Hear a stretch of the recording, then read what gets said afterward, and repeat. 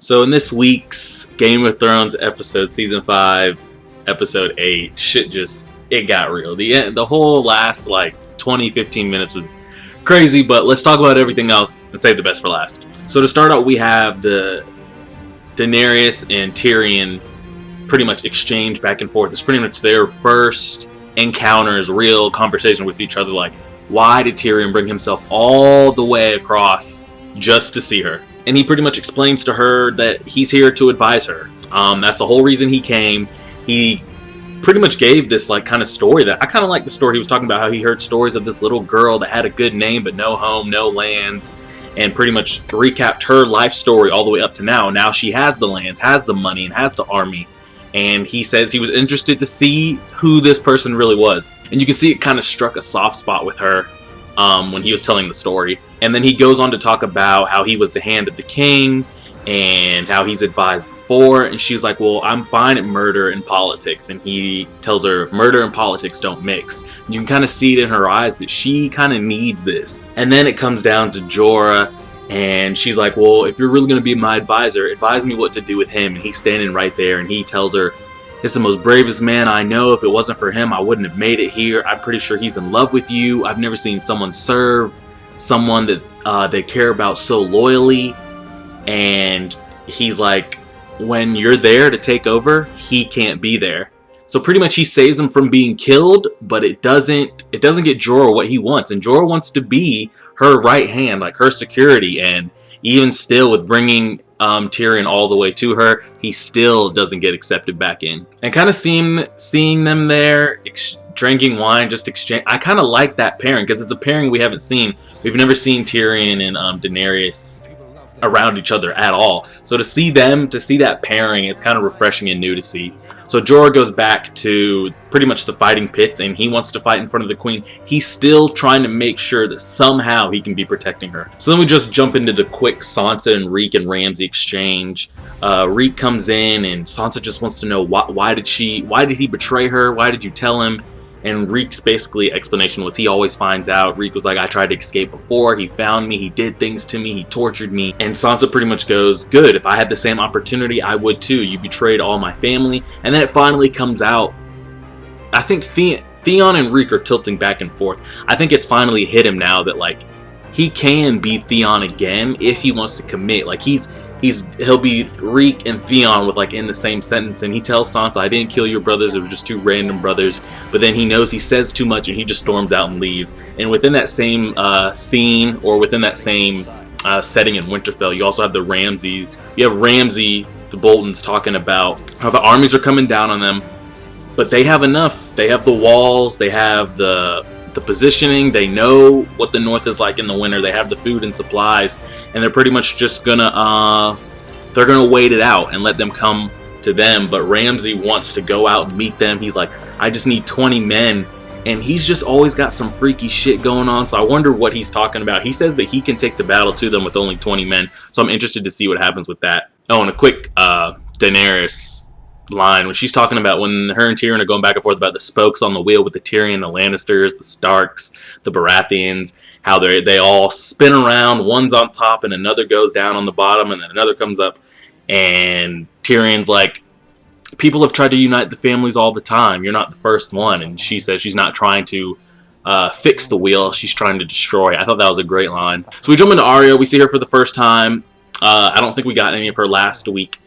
And I thought this was just playing out in her head. Maybe they sit down with each other and see how many people she can come up with. But I guess this is what she's actually going out and doing this on a daily basis. And you've got to be able to consume yourself with a new person. And she has to know every little detail, the turns and the names on the streets, if she's going left or right. And then I kind of sit there and think about it, and I get kind of more of what the faceless supporters go for. They kind of feel like they're the Robin Hood of the people. They're for the people. If something's going wrong with the citizens or the people, they take it upon themselves to fix it. So she ends up adopting this new pretty much person. She goes around selling oysters, and she comes across basically the guy that collects the tokens at the dock to find out that he's also a gambler, and pretty much there's no way, it's always a win-win for him, and he's kind of cheating people out of their money. So it's pretty much Arya's responsibility to basically poison him, to take him out. So this is like her test. They had the nice little exchange where they don't think she's ready, and we're gonna see what happens. This is like her first test to seeing if she's really committed to taking that step. And then quick jump to Cersei. Finally, that bitch is just rotting away in the jail cell. It's perfectly fine with me if she stays there. And she's going crazy, and she's basically she's on trial for killing her husband, the king, the incest, the lying, and I'm pretty sure there's one more, but she's on trial and she refuses to admit to any of it. Even when the maester that she originally put in place comes and he's like, there's a way out of this, it's just to confess, she refuses. Her son is going crazy. He's not eating, he's not seeing anybody. Pretty much the king's a shell of himself, and the High Sparrows, they're running everything right now. The king has nothing going on. There's no kings, there's no queen. And even towards the end of the episode, Cersei begins to lose her mind. Whoever thought the high and mighty Cersei will be drinking water off of the jail cell floors? It's just crazy to see how the mighty have fallen. And then we'll jump into Castle Black, and pretty much basically the highlight I thought of the whole episode. We'll start out with Sam. He's getting cleaned up from his ass beating that he took last week, and that little boy comes to him and he's telling him, like, is what Jon doing really right? Do you really support him? And Sam says yes. He basically explains, sometimes you have to make the wrong decision in the beginning to make the right decision in the end. And when I saw the look in that boy's face, I didn't kind of like it. It made me think that he was going to take it upon himself to maybe like kill Jon, because maybe if he kills Jon, other crows will support him. And it might look bad at the beginning, like, oh my god, you killed your own Lord Commander. But in the end, maybe they'll thank him because now we don't have to deal with the Wildlings coming in and all that stuff. I don't know. It was just real curious. And then he was eyeballing Sam's food, like he poisoned. I don't know. Maybe I'm reading too much into it, but that was kind of a creepy exchange. So then pretty much the climax of the episode, Jon reaches the Wildling camp, and there's a lot of them. Initially, of course, they don't want to be there. The dude with the skulls all on his face, he gets killed real quick. He's talking all that bullshit. And Torment basically has to explain to them, we need this. They're offering us land. We can go on the other side of the wall. Their argument was that they built the wall to keep us out. But then Jon explains, like, you can't stay here. The army is coming. You don't have enough. You basically can't hold out, and you can't protect yourself. There's nothing you're going to be able to do. So they kind of get the support of half of the Wildlings. I think he said, do you think 5,000 is enough? So it looks to me like they got about half or maybe a quarter. 5,000 is more than I guess they came with. And then all of a sudden I start seeing the dogs go crazy and shit. And I see like snowfall. I was like, oh shit, it's an avalanche. And then I was like, damn, you're going to close the door on your own people for an avalanche? Like, they close the gate and don't let the people through. But then I'm just sitting there like, oh shit, White Walkers are coming. We're all fucked. And when they get there, man, shit starts going down. It turns into a clusterfuck everywhere. I mean, I guess every army or people would act like that. If that ended up happening over there with Daenerys or over there in King's Landing, I don't think you have an army plan. I think it's just going to be everyone fucking scattering, trying to fight for their lives. And then you see just on the mountaintops, the like head Negroes in charge, the head White Walkers on their horses and stuff. They've got their like full body armor on. And when Jon went to get the dragon's glass, I thought that White Walker, like lieutenant, whatever, he looked higher up than the normal ones that are just look like skin and bones. I thought that was his crow dude that ended up dropping all the dragon glass, because he had like the full body armor on, the big ass blade. But I guess that's just how they roll around. And basically their weapons are too OP. Like, it just shatters. A regular blade, like a regular axe, it just shatters. But then Jon's able to cancel it out with the Valyrian steel, and in my mind I thought it was only dragon glass. I mean, I don't read the books or read it in anything else. It just made me think the only thing that you could battle them with was dragon glass.